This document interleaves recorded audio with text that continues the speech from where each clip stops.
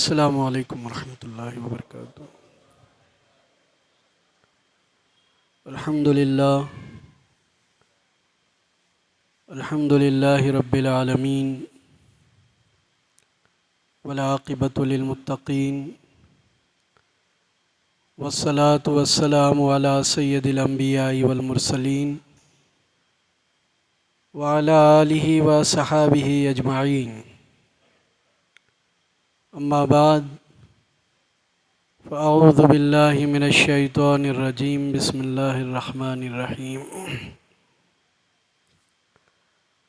الا ان اولیاء اللہ لا خوف علیہم ولا هم یحزنون، صدق اللہ العلی العظیم وصدق رسولہ النبی الکریم الامین، ونحن على ذلك لمن الشاہدین والشاکرین، والحمد للہ رب العالمین۔ ان اللہ وملائکتہ یصلون علی النبی یا ایھا الذین آمنوا صلوا علیہ وسلموا تسلیما، اللہم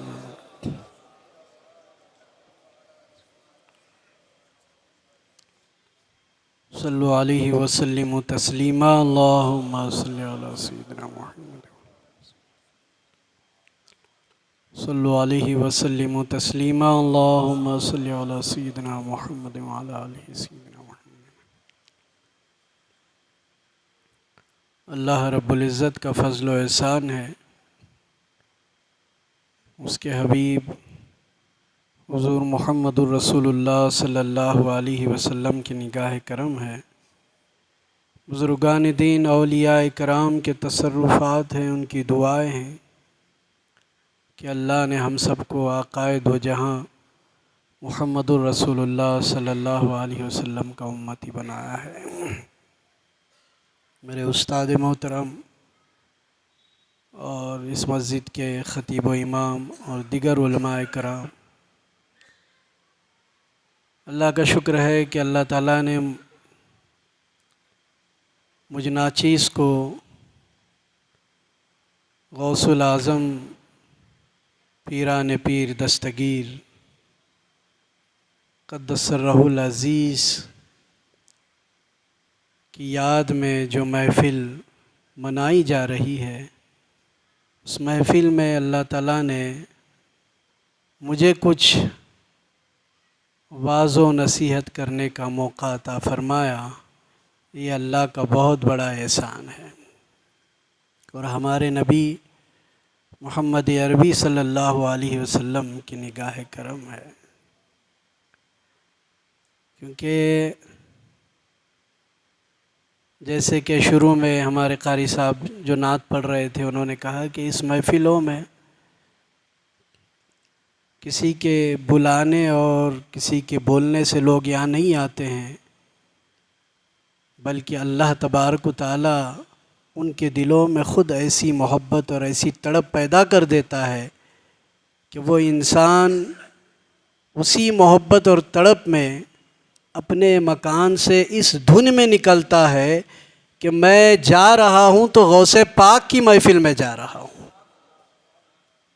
اسی تصور میں وہ محفل میں آتا ہے، اور ان محفلوں میں بیٹھ کر بزرگان دین کے تذکرے سننا، یہ ہمارے لیے ایک نجات کا ذریعہ ہے۔ ابھی پڑھا جا رہا تھا غوث پاک کی شان میں، غریب نواز کی شان میں، حضور نبی کریم صلی اللہ علیہ وسلم کی شان میں، تو ایسا محسوس ہو رہا تھا کہ دل کی گندگی ختم ہو رہی ہے، اور ان کے شان میں پڑھے گئے اشعاروں کے ذریعے دل صاف ہوتا چلا جا رہا ہے۔ تو اندازہ لگائیے، غوث پاک کا ذکر سننے سے دل پاک ہوتا ہے، تو جس پر نگاہ غوث اعظم ہو اس کا عالم کیا ہوگا۔ صرف ذکر غوث اعظم کا یہ اثر ہے، ذکر کیا جا رہا ہے غوث پاک کا، تو یہ اثر کہ دل کی پاکیزگی ہو رہی ہے، دل کو اطمینان مل رہا ہے، دل کو سکون مل رہا ہے، ایسا لگ رہا ہے کون سے بڑی جنجال سے نکل کر ہم سکون والی جگہ، اللہ کہ یہ تو اللہ کا گھر ہے، لیکن ذکر غوث اعظم کی تاثیر یہ ہے کہ نام غوث پاک ہی دل کی دنیا بدل دیتا ہے. نام غوث پاک دل کی دنیا بدل دیتا ہے. اور پھر نگاہ مصطفیٰ، نگاہ غوث پاک ہو جائے تو اس کا کیا مقام ہوگا. نگاہ غریب نواز ہو جائے تو اس کا کیا مقام ہوگا.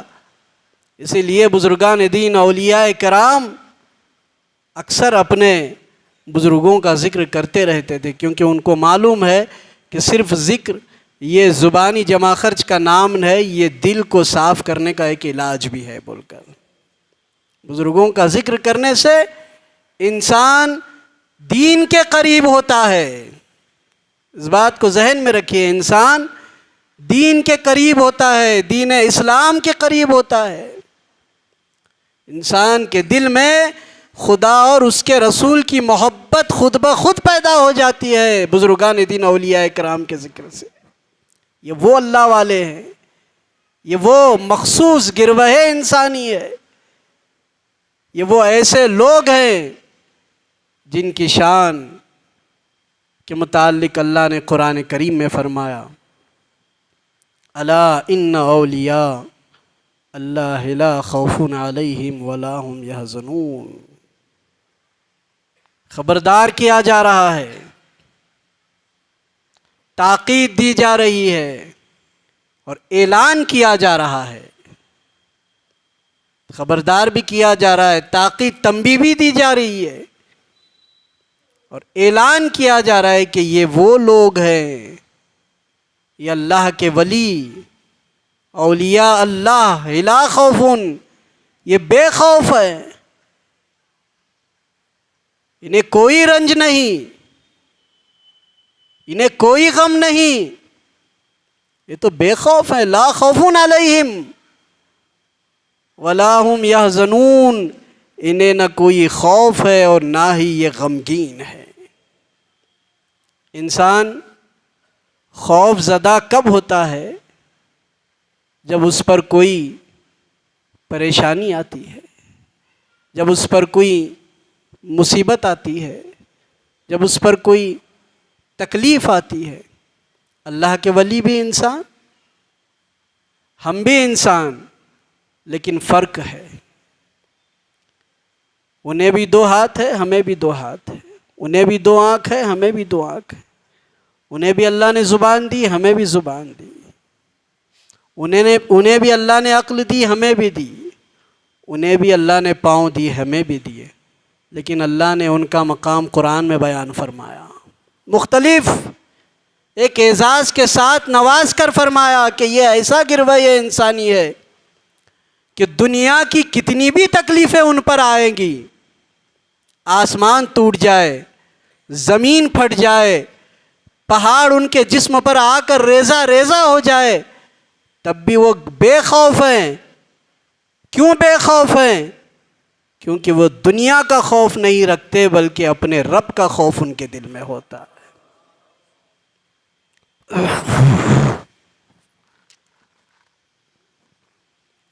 اللہ کا خوف رکھنے کے نتیجے میں اللہ نے یہ مقام انہیں عطا فرمایا کہ وہ دنیا سے بے خوف ہو گئے.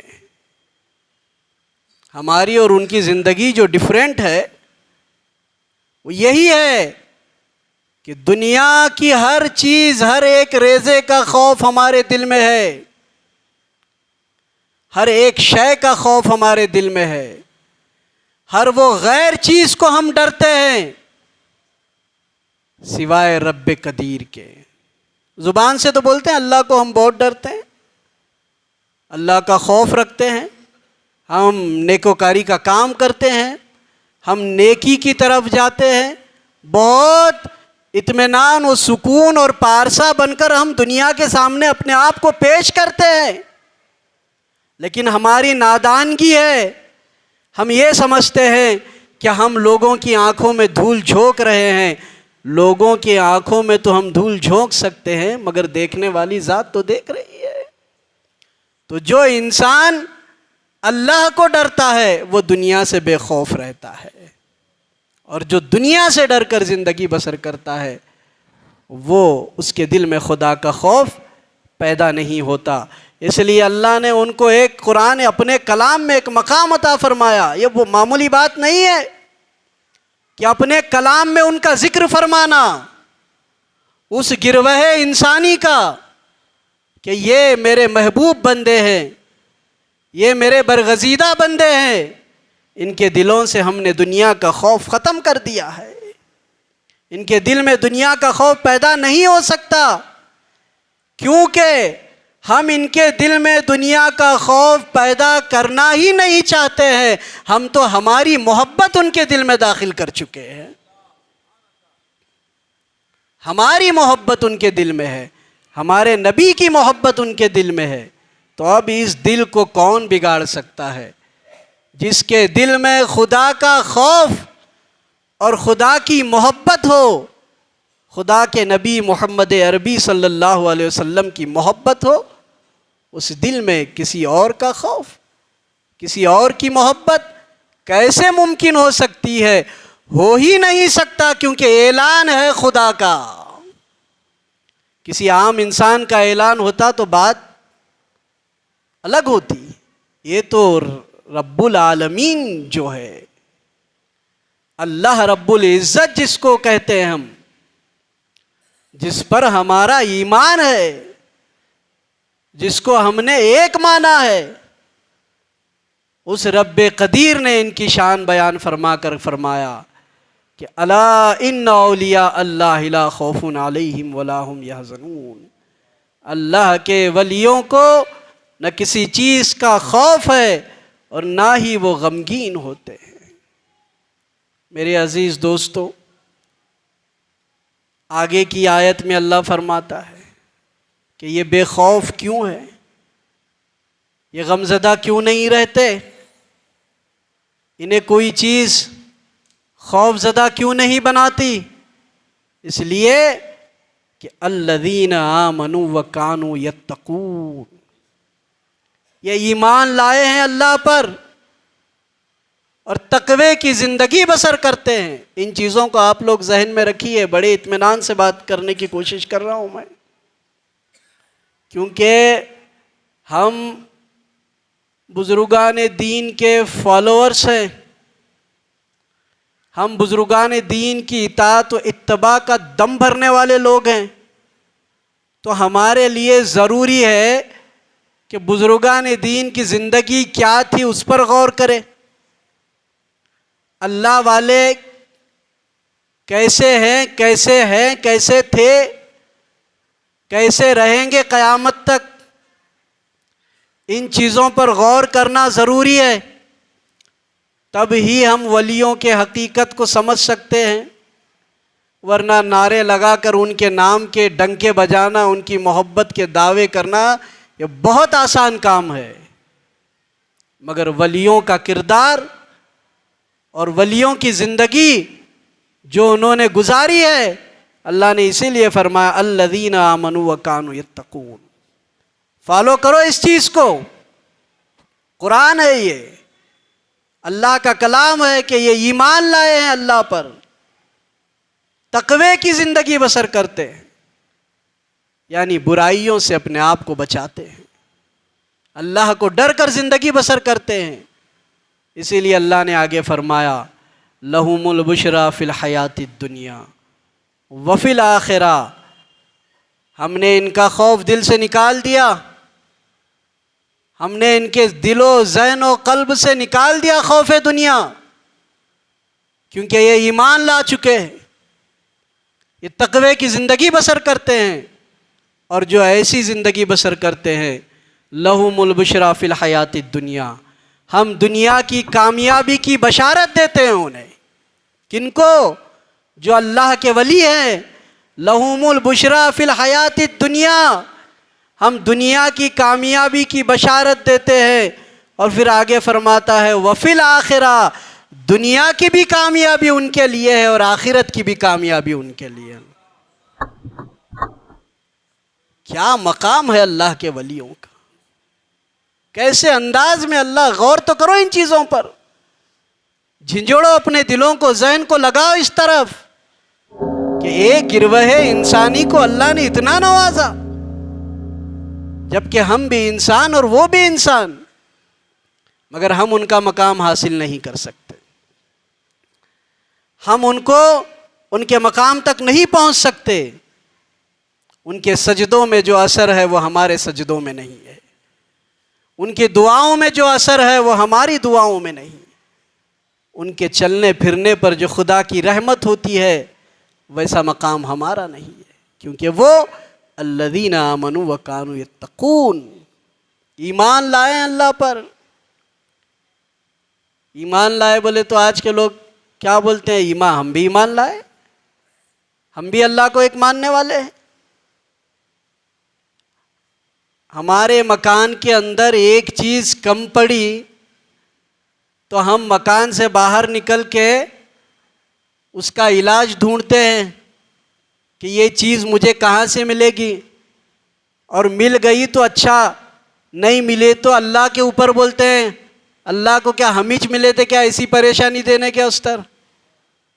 ہمارے گھر کے اندر ہی چل رہا ہے، اسی پریشانی لایا، ہم ناج پریشان کر رہا ہے۔ ہمارا پڑوسی بہت آسانی کی زندگی بسر کر رہا ہے اور بھی انہیں نماز بھی نہیں پڑھتا، روزہ بھی نہیں رکھتا، زکوٰۃ بھی نہیں دیتا۔ نوی فلم آئی تو پہلے جا کر فلم دیکھنے میں ایک نمبر ہے، اللہ اس کے گھر کو دے رہا ہے، ہمنا نہیں دے رہا۔ تو ہماری یہ کم عقلی ہے۔ اللہ قرآن میں فرماتا ہے ہم ایمان والے کو ہی آزماتے ہیں، ہم ایمان والے کو ہی آزماتے ہیں۔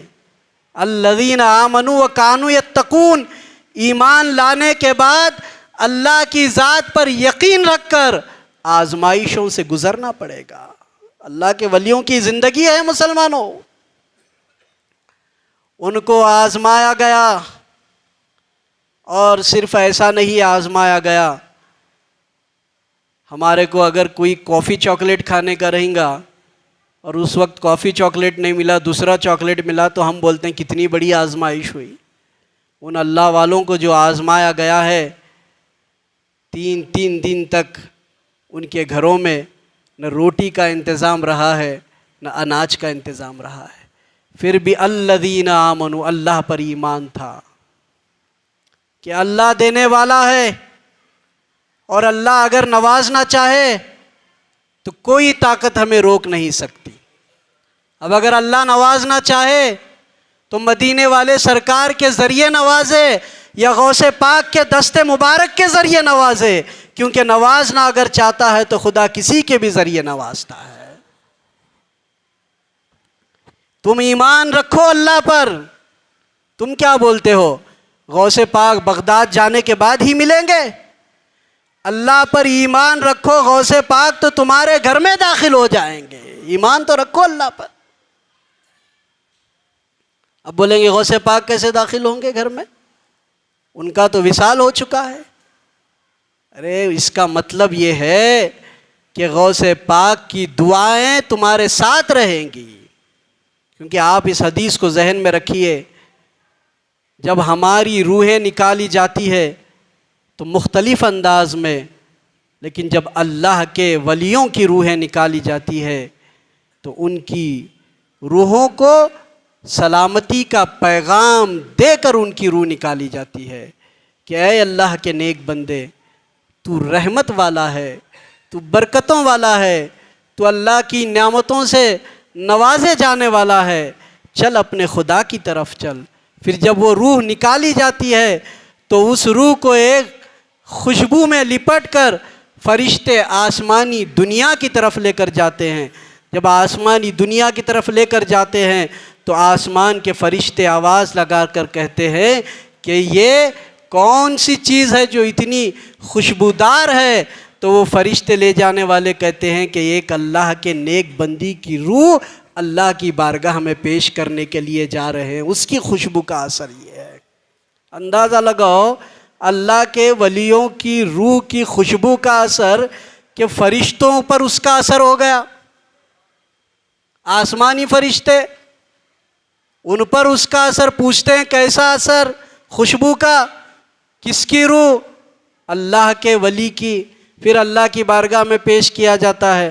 اللہ تبارک و تعالیٰ فرماتا ہے یہ میرے نیک بندے کی روح ہے، گویا اس کے روح کو دوبارہ اس کے جسم میں داخل کر دو، اس کے روح کو دوبارہ اس کے جسم میں داخل کر دو، اور پھر اس کے بعد واپس اس کے جسم میں روح داخل کر دی جاتی ہے۔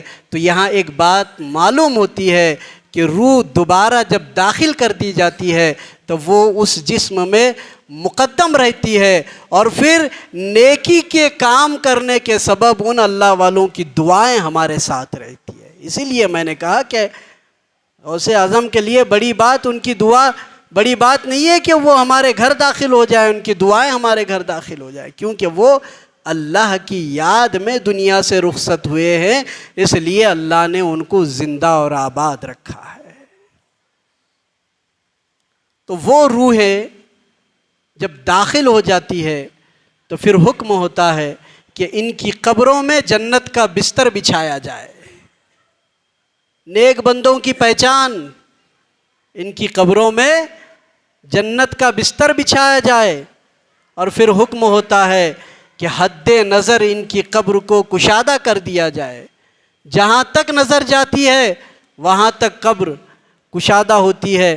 روایتوں میں آتا ہے کہ جب سوال اور جواب کا وقت رہتا ہے تو عصر کی نماز کا وقت رہے گا، تو اس وقت بھی وہ اللہ کے نیک بندے کہیں گے کہ ذرا رک جاؤ، مجھے نماز عصر ادا کرنے کی ہے، ادا کرنے دو۔ تب فرشتے کہیں گے کہ حضرت اب یہاں اعمال کا وقت نہیں ہے، آپ پر اللہ کی رحمت ہو رہی ہے، آپ اس کی طرف متوجہ ہو جائیے۔ پھر 3 سوال ہوں گے، من ربک ما دینک ما کنت تقول فی ھذا الرجل۔ پھر وہ جواب ہونے کے بعد اس بستر پر آرام سے سونے کا حکم ہوگا، اور کہا جاتا ہے کہ وہ نیک بندے کہیں گے اللہ نے اتنی نعمتوں سے نوازا ہے، ذرا رکو میں اپنے گھر والوں کو بتا کر تو آؤں۔ کہا جائے گا نہیں، اب آپ کو جانے کی اجازت نہیں ہے، آپ یہیں حشر تک رہیں گے، اور پھر جنت کے دروازے کھول دیے جائیں گے۔ تو یہاں یہ بات معلوم ہوتی ہے کہ اللہ کے ولی اپنے قبروں میں اپنے مقام پر باحیات ہے، ہم سے پردہ کر لیے ہیں۔ اور یہ مقام کیوں ملا؟ الذین آمنوا وکانوا یتقون، الذین آمنوا وکانوا یتقون، اللہ پر ایمان لانے کا صلہ یہ ملا کہ اللہ کے ولیوں کی دنیا بھی کامیاب ہو گئی اور آخرت بھی کامیاب ہو گئی۔ اب بتاؤ ولی اللہ کو کون کون مانتے ہیں؟ 11ویں شریف کون کون کرتے ہیں؟ ماشاءاللہ، ہاں ماشاءاللہ، بہت مبارک ہو۔ 11ویں شریف کرنا بھی چاہیے، نیاز کا اہتمام ہونا بھی چاہیے، لیکن خالی میرج کی زبان میں خالی ڈلیاں یاد رکھو نہیں چلنے والا ہے۔ تمہیں غوث اعظم کی محبت میں بنا کو ہم نہ ڈلیاں یاد ہے کر کو بولے تو وہ کام نہیں بننے والا۔ غوث اعظم قدس سرہ العزیز کے اخلاق کریمانہ کی طرف اپنے آپ کو رجوع کرنا پڑے گا کہ ان کی زندگی کیسی گزری ہے۔ پیدا ہوئے تو درس دین دیے، ابھی سمجھ بھی نہیں، انسانی فطری تقاضا ہے، سمجھ بھی نہیں۔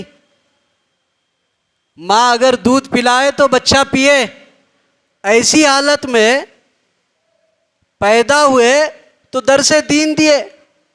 29 شعبان المعظم کو آپ کی پیدائش ہوئی، شہر جیلان میں تذکرے ہونے لگے کہ رمضان کا چاند نظر آیا یا نہیں آیا، تو کسی نے کہا کہ ایک سید زادے کے یہاں ایک لڑکا پیدا ہوا ہے اور اس نے اپنے ماں کا دودھ ابھی تک نہیں پیا ہے، کیونکہ 29 کو ہی چاند ہو چکا تھا۔ تو غوث اعظم کی سب سے پہلی کرامت یہ کہ آپ نے درس دین دیا دودھ اپنے ماں کا نہ پیتے ہوئے۔ اب آپ اپنا سائنس کا بھی اندازہ لگائیے، بڑے بڑے فلاسفر جو ہے وہ تھوڑا سا غور کرے اس بات پر، اتنا چھوٹا سا بچہ دودھ نہیں پی رہا ہے، کیوں نہیں پی رہا ہے؟ کیونکہ رمضان کا چاند ہو چکا ہے۔ اب مجھے بولو غوث پاک کو اس وقت کس نے بولا؟ ذہن دوڑتا ہے کہ نہیں دوڑتا ہے؟ غوث پاک کو کس نے کہا اس دن کہ یہ چاند رمضان کا ہو چکا ہے؟ کیا بولنے کی ضرورت ہے ان کو؟ ان اللہ علی کل شیء قدیر، ہر شے پر اللہ قادر ہے۔ اللہ نے ان کے روح میں، ان کے قلب میں، ان کے جسم میں اس وقت وہ قابلیت عطا فرمائی کہ غوث پاک خود ہی سمجھ گئے کہ رمضان کا چاند ہو چکا ہے۔ اس پر اعلان ہوا کہ رمضان ہو چکا ہے، اور پھر سحری کے وقت دودھ کا استعمال ہوتا، افطار کے وقت ہوتا، دن بھر آپ روزہ رکھتے، وہ بھی کم سنی کی عمر میں، پہلے دوسرے 1 مہینے کی عمر میں۔ کیا مقام ہے ولایت کا! ولایت کا مقام، اس کا اندازہ لگائیے آپ لوگ کہ پیدا ہوئے تو درس دین دے کر پیدا ہو رہے۔ آج ہمارا حال کیا ہے؟ اچھے اچھے دودھ کے ڈبے بھی لا کو دے، ارے وہ تو بچپن کا چھوڑو، ہمارا علم تو یہ ہے رمضان کے مہینے میں ہم صحیح ڈھنگ سے روزے نہیں رکھتے، ساری زندگی کبھی ہم نے نمازوں کا اہتمام نہیں کیا، پھر کیا؟ غوث اعظم کے ماننے والے ہیں، غوث اعظم کے چاہنے والے ہیں، ان سے محبت کرنے والے ہیں۔ کیسے محبت کرنے والے ہیں؟ نماز نہیں پڑھتے، سینما گھروں کو آباد کرتے ہیں، رزق حلال کے بجائے رزق حرام کی طرف اپنے آپ کو ملوث کرتے ہیں۔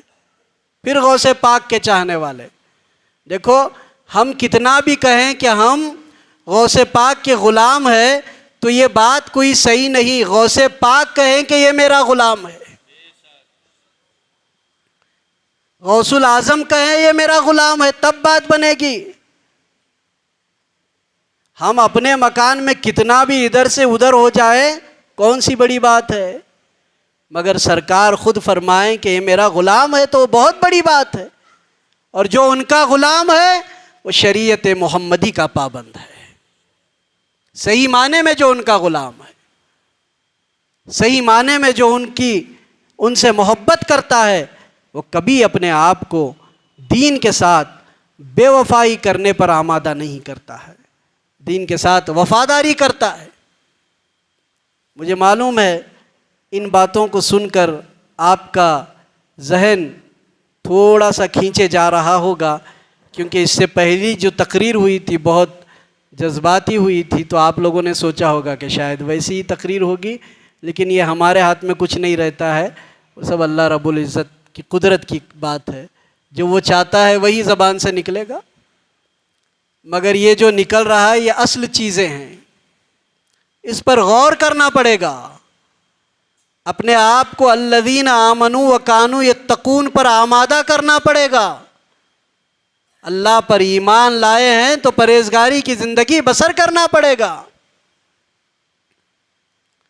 غوث اعظم کی محبت میں اپنی زندگی کو سنوارنا پڑے گا، غریب نواز کی محبت میں قرآن اور سنت کی روشنی میں زندگی کو ڈھالنا پڑے گا، تب جا کر ہم سچے غوث اعظم کے ماننے والے ہوں گے۔ آپ نے وہ واقعہ 1000 بار سنا ہوگا سیب کا، کہ ایک سیب بہہ کر آیا، ایک نوجوان نے اس سیب کو کھا لیا، احساس ہوا، بعد میں دل میں خیال ہوا کہ یہ کس کا سیب ہوگا، کہاں سے آیا ہوگا۔ پتہ لگانے کے لیے گئے تو پتہ چلا کہ ایک سمندر دریا کے کنارے ایک باغ ہے سیب کا، وہاں سے ٹوٹ کر آیا تھا۔ وہاں پہنچے، وہاں پہنچ کر کہا کہ اس باغ سے ایک سیب آیا ہوا تھا، میں نے بغیر اجازت اس کو کھا لیا ہے، معذرت چاہتا ہوں کہ آپ مجھے معاف کر دیں اور قیامت میں اس کی پکڑ نہ کریں۔ تو آپ نے فرمایا، اور جب ایسے الفاظ کوئی کہہ رہا ہے تو آپ جان گئے کہ واقعی کوئی اللہ کا ولی ہے یہ۔ آپ نے بھی کہا کہ چلو اچھی بات ہے، ہم معاف تو کر دیں گے، لیکن 12 سال اس باغ میں آپ کو ہماری نوکری کرنا پڑے گا۔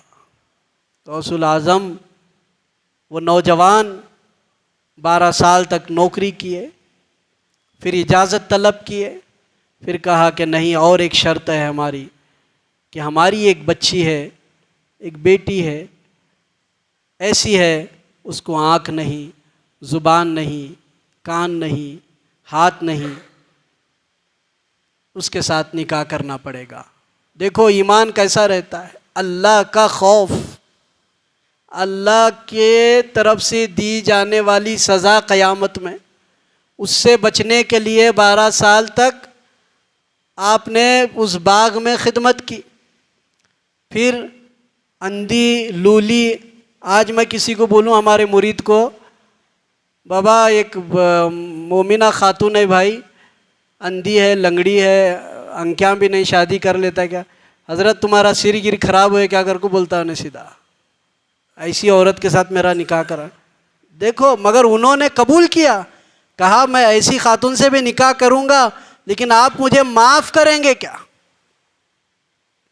کیا ایمان ہے، اللہ اکبر، کیسا ایمان!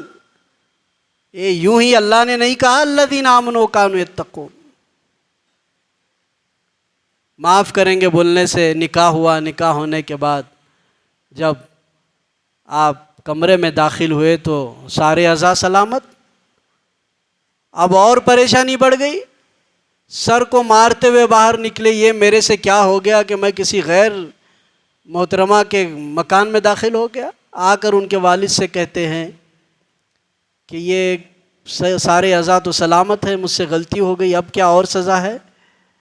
آپ نے فرمایا نہیں، وہی میری بیٹی ہے جس کے اعضاء سلامت ہے، لیکن میں نے اس لیے یہ بات کہی کہ اس نے اپنی آنکھوں سے کبھی کسی غیر مرد کو نہیں دیکھا، اس لیے میں نے کہا کہ یہ اندھی ہے، اور اپنی زبان سے کبھی ایسے کلمات نہیں بیان کیے جو اللہ کو پسند نہ ہو، اور اپنے ہاتھ سے کبھی ایسا کوئی کام نہیں کیا جو اللہ کو گوارا نہ ہو، اور اپنے قدموں کو ایسے جگہ نہیں لے کر گئی جہاں جانا اللہ کو گوارا نہ ہو۔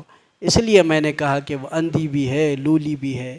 تو آپ نے بہت ہی خوشیوں کا اظہار کیا، اور پھر پتہ چلا کہ وہ ذات کون سی ہے جس نے سیب کھانے کے نتیجے میں 12 سال تک ایسے خدمات انجام دیے اور پھر نکاح کیا، تو وہ ذات تھی غوث پاک کے والد محترم کی۔ اتنا تقوی اور پرہیزگاری اختیار کرنے والے والدین کے پیٹ سے ولی نہیں پیدا ہوا تو کیا پیدا ہونے والا؟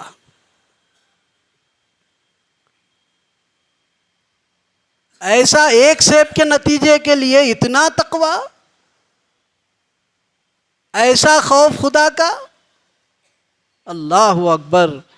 میں تو میرے والد محترم کی زبان سے واقعہ سنا تھا، لیکن جب پڑھا تو اور بھی میری عقل دنگ رہ گئی۔ یہاں سیب کے لیے اتنے آپ نے پاپڑ بیلے، آج ہمارا حال یہ ہے، زمین ہماری نہیں بھی رہی تو اچھے اچھے نیک لوگوں کے پاس آ کر بولتے ہیں یہ زمین ہماری ہے، ہمارا حق دلاؤ، جبکہ ان کے حق کی زمین ہی نہیں ہوتی، اور یہ خبر بھی نہیں ہے کہ اس کا نتیجہ قیامت کے دن کیا بھگتنا پڑے گا۔ زمینوں کے زمینیں لوٹے جا رہے ہیں، جنگلوں کے جنگلیں لوٹے جا رہی ہیں، کسی کی بھی زمین ہڑپ لی جا رہی ہے، کس کے نام پر؟ مسلمانیت کے نام پر، نیکوکاری کے نام پر کہ ہم نیک ہیں، ہم کو کوئی برا بھلا بول نہیں سکتا، شہر میں ہماری پہچان ہے، ہم شہر کے لیڈر ہیں، ہم شہر کے پیر ہیں، ہم اگر کسی کی زمین ہڑپ لیں گے تو کیا ہوا، سارا گروپ تو ہمارے ساتھ ہے۔ پیر کے بیٹے رہو، پیر رہو، کون بھی رہو، دنیا میں تو چل سکتے ہیں مگر اللہ کی بارگاہ میں جواب دینا پڑے گا اگر کسی کا حق مارا ہے تو۔ غوث پاک کے والد کے اس عمل سے یہ درس ملتا ہے کہ ایک کاڑی بھی اگر ہم نے کسی کے لی ہے تو اس کے پاس جا کر معافی مانگے، اس نے معاف کیا تو ٹھیک، اگر وہ چاہتا ہے کہ سزا دے تو اس سزا کو قبول کر لے، کیونکہ آخرت کی سزا سے اپنے آپ کو محفوظ رکھے۔ الذین آمنوا وکانوا یتقون لہم البشریٰ فی الحیات الدنیا وفی الآخرہ۔ ایسے اعمال ہیں ان کے پاس، اس لیے اللہ نے دنیا اور آخرت کی کامیابی کی ان کو بشارت دی ہے۔ یہ اللہ والے ہیں۔ آج ہم اللہ والوں کی کرامتیں بیان کرتے ہیں، ان کے کردار، ان کے اخلاق، ان کی زندگیاں کیسی ہے مسلمانوں، اس پر غور کرو، اپنے آپ کو ان کی زندگی کی طرف توجہ دلاؤ، موڑو، ضروری ہے اپنے آپ کو بدلنا۔ ہم ہر مہینے کو میں غریب نواز کی چوکھٹ پہ جاتا ہوں، میری بہت خوش نصیبی ہے۔ ہر سال میں 2 بار میں غوث پاک کی حاضری دیتا ہوں، میں بہت مقدر والا ہوں۔ ارے میاں، آپ نماز پڑھتے ہیں، آپ 11ویں کرتے ہیں تو حلال روزی سے کرتے ہیں، آپ کا دھندا حلال کا ہے؟ جس کا دھندا حرام کا ہو، 1000 ڈیگیں 11ویں شریف کی بنائی جائے، بارگاہ غوث اعظم میں قبول نہیں کی جائے گی، کتنا بھی بڑا کون ترم خان کیوں نہ ہو۔ غوث پاک اسی چیز کو اللہ قبول فرمائے گا جو رزق حلال ہے، کیونکہ اللہ پاک ہے اور پاک چیز کو اللہ پسند فرماتا ہے۔ ہم نے کیا بنا کر رکھا ہے ولیوں کی زندگی کو؟ ہمارے کرتوت اور ہمارے اعمال کے وجہ سے ولیوں پر دھبے لگ رہے ہیں کہ ایک ولی ایسے ہوتے ہیں۔ کیا ان کے ولیوں نے یہ سکھایا ہے ان کو؟ کیونکہ آج کے نیو جنریشن کو ولیوں کی زندگی کی معلومات ہی نہیں ہے۔ ان کی حقیقی زندگی کو بتانے والا ایسے انداز سے بتاتا ہے کہ کرامتیں تو بیان کر دی جاتی ہے، مگر ان کے تقوی کی زندگی، خدا سے خوف رکھ کر زندگی بسر کرنے کے طریقہ کار کوئی بیان نہیں کرتا۔ بیان کرتے بھی ہوں گے، ضروری ہے کہ لوگوں کی اصلاح کی جائے کہ اللہ والوں نے یہ مقام جو حاصل کیا ہے کس کے سبب اللہ نے عطا فرمایا ہے۔ تقوی کی زندگی، پرہیزگاری کی زندگی، اللہ کی راہ میں اپنے آپ کو وقف کر دینا، جو ہوگا اللہ کے مرضی سے، جو ہوگا جو نہیں ہوگا وہ اللہ کے مرضی سے۔ جب ایسے خیالات اور ایسے اعمال ہمارے اندر پیدا ہوگے تب اللہ کی مدد ہمارے ساتھ ہوگی۔ آج خدا کی مدد مدد بول کر ترس رہا ہے انسان، تڑپ رہا ہے، اللہ کی مدد ملے، اللہ کی مدد۔ نادان اللہ تو وہ رحمان و رحیم ہے، اپنے کو بھی نوازتا ہے، پرائے کو بھی نوازتا ہے، مگر ہماری اپنی کوتاہی کی طرف غور کرو، فکر کرو کہ ہم کیا کر رہے ہیں، ہمیں کیا عمل کرنا چاہیے، ہمیں کیسی زندگی بس۔ غوث پاک کا وہ عالم کہ 70 ہزار لوگ آپ کے خطاب میں ہوا کرتے تھے اور ان کی دل کی دنیا بدل جاتی تھی، اور وہ لا الہ الا اللہ محمد الرسول اللہ صلی اللہ علیہ وسلم کے پڑھنے والے بن جاتے تھے۔ وہ غوث پاک کے اسرار و رموز کا معاملہ تھا، علم کا معاملہ تھا، ظاہری علم الگ، باطنی علم الگ۔ اللہ نے یہ قوت، یہ طاقت انہیں عطا فرمائی، اسی لیے غوث پاک نے آخری وقت جب لوگوں نے آ کر آپ سے کہا کہ حضرت ہم ہمارا معروضہ لے کر آپ کے پاس آتے، آپ دعا کرتے تو آپ کی دعا سے اللہ ہمارا بیڑا پار لگاتا تھا، آج آپ کی طبیعت علیل ہے، ہم خوف زدہ ہیں کہ ہم کہیں ایسا نہ ہو کہ آپ دنیا سے رخصت ہو جائیں تو ہم کس کے پاس ہماری داستان سنائیں۔ تو غوث الاعظم نے کہا کہ تم میرے پاس کون سی تاریخ کو آیا کرتے تھے؟ تو لوگوں نے کہا 11 تاریخ کو۔ تو فرمایا آپ نے کہ ہر 11 تاریخ کو تم اپنا کام کیا کرو، انشاءاللہ ہم خود تمہاری مدد فرمائیں گے۔ اللہ نے ہی وہ طاقت دی ہے، یہ ذہن میں مت لانا ہاں بھائی دیکھو اللہ ان کے ہاتھ سے اب کیا ہو سکتا بول کے، ایسے خیالات مت پیدا کرو۔ اگر ایسے خیالات پیدا کرنا ہے تو پھر ان اللہ علی کل شیء قدیر پر ایمان کیا ہے تمہارا؟ ان اللہ علی کل شیء قدیر، اللہ ہر شے پر قادر ہے۔ جب اللہ ہر شے پر قادر ہے تو اللہ اگر چاہے کہ اپنے دوست کو وہ طاقت عطا فرمائے کہ وہ بغداد میں ہے لیکن اس کی نظر ہم پر ہے، تو اللہ کے لیے وہ کون سی بڑی بات نہیں ہے مسلمانوں۔ اللہ نوازنے والا، اللہ نواز رہا ہے، ان کے دربار کو اللہ نے آباد رکھا ہے، ان کے آستانے کو اللہ نے آباد رکھا ہے۔ آج بھی غوث پاک کا فیضان ساری دنیا میں پھیل رہا ہے، ساری دنیا کے کونے کونے میں غوث الاعظم کے ماننے والوں پر فیض ہو رہا ہے۔ کیوں؟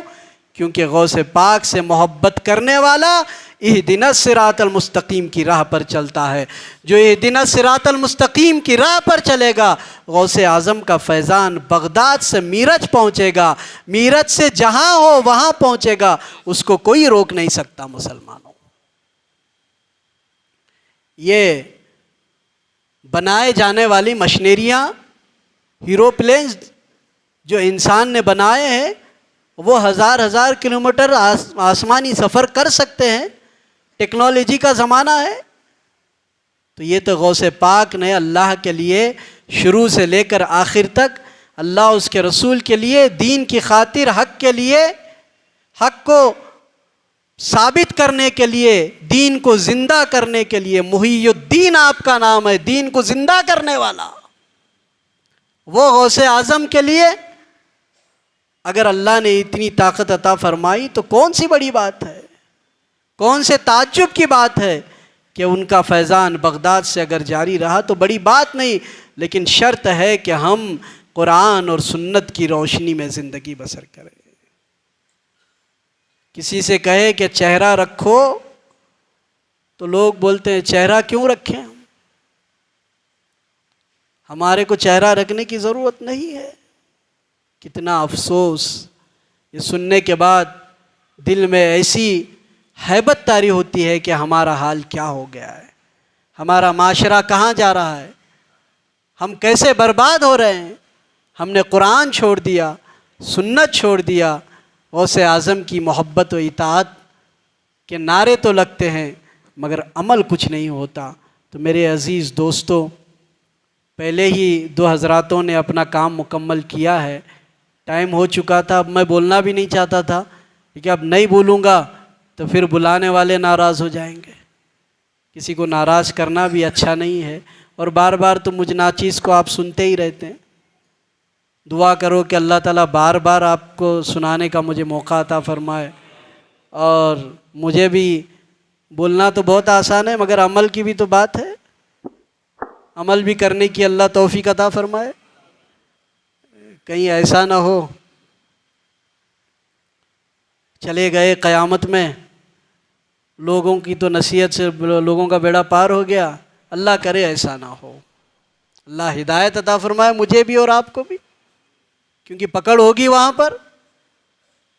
تو میرا کہنا ہے غوث پاک سے بے پناہ محبت رکھو۔ مجھے کسی نے پوچھا بیڑی کا دن، عید کا دن کون سا ہے حضرت بول کے پوچھا، جمعہ کے دن۔ اب میں نے تو کبھی یہ بات سنی نہیں تھی۔ میں نے کہا مجھے وہ تو علم نہیں ہے مگر اتنا ہے کہ غوث پاک کے لیے ہر دن عید کا دن ہے، اور غوث پاک کے ماننے والوں کے لیے بھی ہر دن عید کا دن ہے، کیونکہ غوث پاک سے جس کو محبت ہے وہ اللہ کے امام الاولیاء، ولیوں کے سردار جو ہیں ان سے محبت ہے۔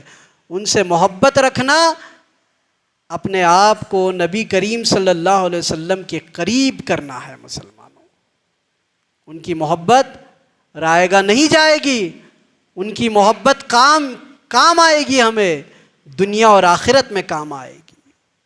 ان کی محبت ہونا چاہیے، ان کے نیازوں کا اہتمام ہونا چاہیے، مگر اس بات کو بھی خیال میں رکھنا چاہیے کہ غوث پاک نے فرمایا کہ جو بے نمازی ہے اس کو مسلمانوں کے قبروں میں قبرستان میں دفناؤ مت۔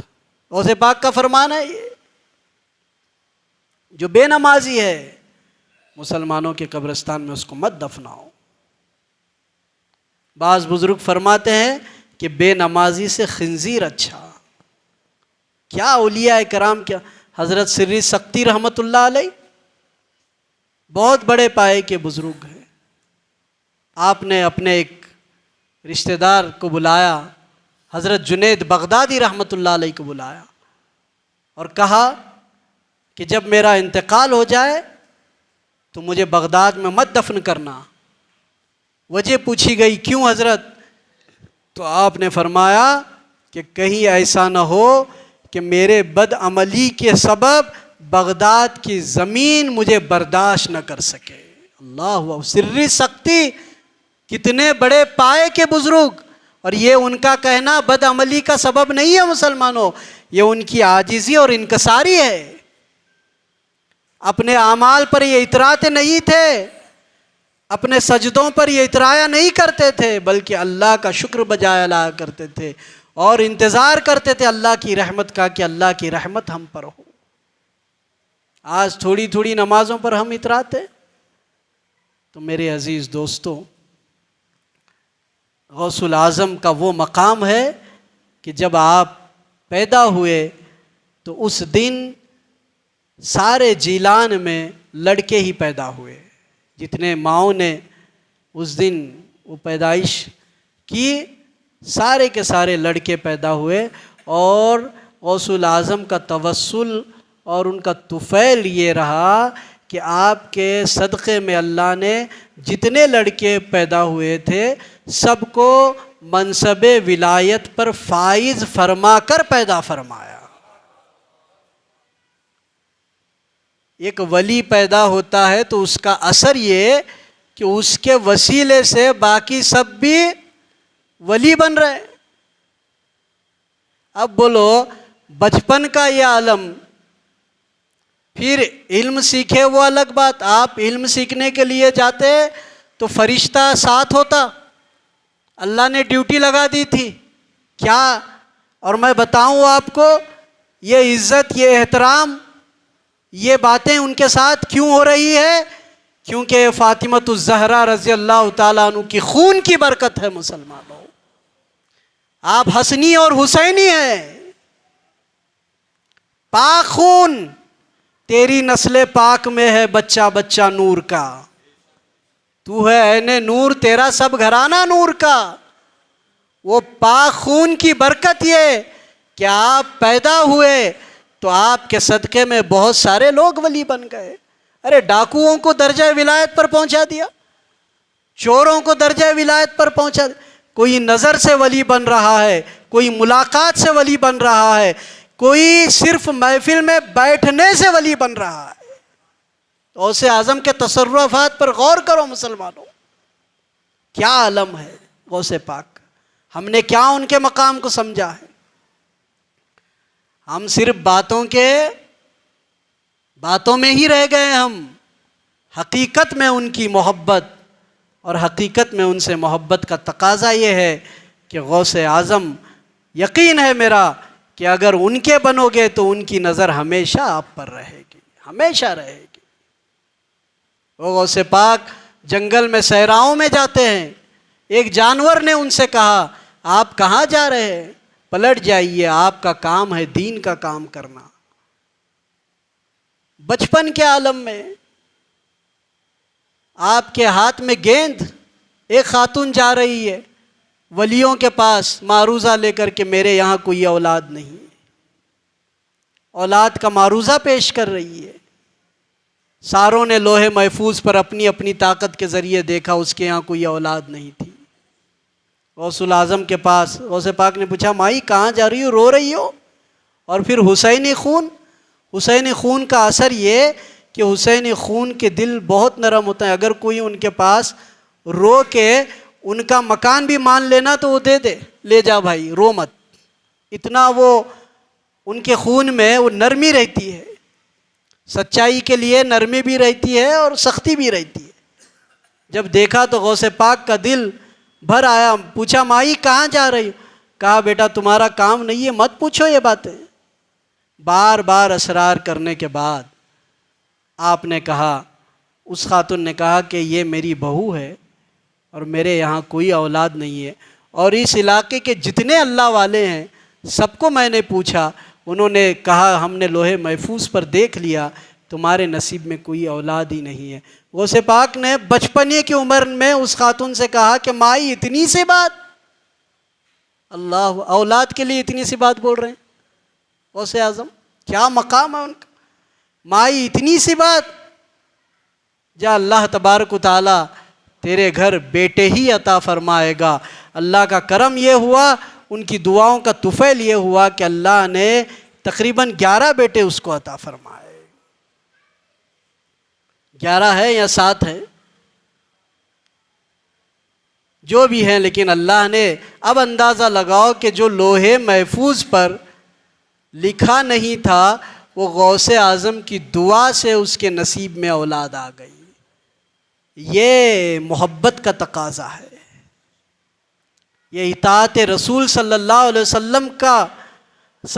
وسلم پر چلنے کا ایک طریقہ کار پر عمل کرنے کا نتیجہ یہ ہے کہ تمہاری مقدر میں جو نہیں تھا اللہ نے وہ بھی تمہیں عطا فرمایا، کیونکہ تم غوث اعظم کے وسیلے سے مانگ رہے ہیں۔ آپ کو میں میری بات بتاتا ہوں، بچپن میں میرے والد محترم کے ساتھ میرا جانا ہوا تو میرے لیور پر سوجن تھی۔ میری والدہ نے غوث اعظم کے یہاں دعا مانگی کہ اگر آپ کی دعاؤں کی برکت میرے بیٹے کی طبیعت بحال ہو جائے۔ ڈاکٹروں نے کہا تھا سوجن ہے، اور ہم بغداد کے سفر پہ تھے اس وقت، اتفاق سے بغداد جانا ہوا والد صاحب کے ساتھ، تو والدہ نے وہاں یہ دعا مانگی۔ اللہ کا کرم یہ ہوا کہ اس دن کے بعد مجھے وہ شکایت نہیں ہوئی، اور آپ نے ایک عزم بھی کیا تھا کہ میں 17 تاریخ کو، اللہ کا کرم ہماری اوقات نہیں، 17 تاریخ کو آپ کے نیاز کا اہتمام کر کے کچھ لوگوں کو نیاز کا اہتمام کرنے کی کوشش کروں گی۔ اللہ کا کرم ہے کہ اس دن سے آج تک وہ نیاز کا اہتمام ہو رہا ہے، اور اللہ سے دعا ہے کہ اللہ ہمارے ہاتھ سے یہ کام جاری رکھے اور یہ قیامت تک چلتا رہے۔ میری بات کتابوں میں پڑھے، میرے اوپر جو گزرا وہ بول رہا ہوں میں، یعنی ملتا ہے نہیں ملتا بول کے نہیں، لیکن ان کے بننا، ان کے کہنے کو ماننا، ان کے کہنے کے مطابق زندگی بسر کرنا، تب ہمارے اندر وہ چیز بھی پیدا ہوتی ہے، بدلاؤ بھی آتا ہے۔ تو میرے عزیز دوستو، الا ان اولیاء اللہ لا خوف علیہم ولا هم یحزنون، اللہ کے ولیوں کو نہ کسی چیز کا خوف ہے اور نہ ہی وہ غمگین ہے، کیونکہ وہ الذین آمنوا وکانوا یتقون، اللہ پر ایمان رکھتے ہیں، تقوی کی زندگی بسر کرتے ہیں۔ لہم البشری فی الحیات الدنیا وفی الآخرہ، دنیا اور آخرت میں ہم ان کو بشارت دیتے ہیں کہ وہ کامیاب لوگ ہیں۔ تو یہ وہ حضرات ہیں جن کو ہم اللہ کے ولی کہتے ہیں۔ اللہ کے ولیوں کی پہچان قرآن سے ثابت ہے۔ ولیوں کا بھیس بہروپیہ بن کر نمازوں سے دور کرنے والے ایسے لوگوں کے قریب بھی جانے کی کوشش مت کرو، کیونکہ ایمان سلب ہو جائے گا، پتہ بھی نہیں چلے گا ایمان کہاں گیا۔ تو اللہ سے دعا ہے میری کہ اللہ تعالی ہماری آج کی اس مجلس کو، ہم نے غوث الاعظم قدس سرہ العزیز کے یاد میں اس مجلس کا اہتمام کیا تھا۔ ہم اس قابل تو نہیں ہیں، لیکن اللہ نے قوت بخشی، ہم نے اس مجلس کا اہتمام کیا۔ اللہ تعالی ہمیں ایسی ہی مجلسوں کا اہتمام کرنے کی توفیق عطا فرمائے، اور ہم سب کو اہدنا الصراط المستقیم کی راہ پر چلنے کی توفیق عطا فرمائے۔ مشرکیت، منافقیت، ملحدیت سے ہم سب کو بچائے، ایمان پر قائم رکھے، تندرستی عطا فرمائے، عمروں میں درازی اور سلامتی عطا فرمائے، اور ہمارا ایمان پر ہی خاتمہ بالخیر فرمائے۔ اللہم اغفر للمؤمنین والمؤمنات والمسلمین والمسلمات الاحیاء منہم والاموات انک سمیع قریب مجیب الدعوات۔ ربی یسر ولا تعسر تمم بالخیر، قالوا سمعنا واطعنا غفرانک ربنا والیک المصیر۔ ان اللہ وملائکتہ یصلون علی النبی یا ایھا الذین آمنوا صلوا علیہ وسلموا تسلیما۔ اللہم صل علی سیدنا محمد وعلی آل سیدنا محمد کما تحب وترضی بان تصلی علیہ۔ سبحان ربک رب العزۃ عما یصفون وسلام علی المرسلین الحمد للہ رب العالمین۔ عزیزان طریقت ملت اسلامیہ، میں اجازت چاہتا ہوں، مجھے جانا ہے۔ تو بہتر ہے کہ آپ لوگ ملتے رہتے ہیں، میں نکل جاؤں یہاں سے.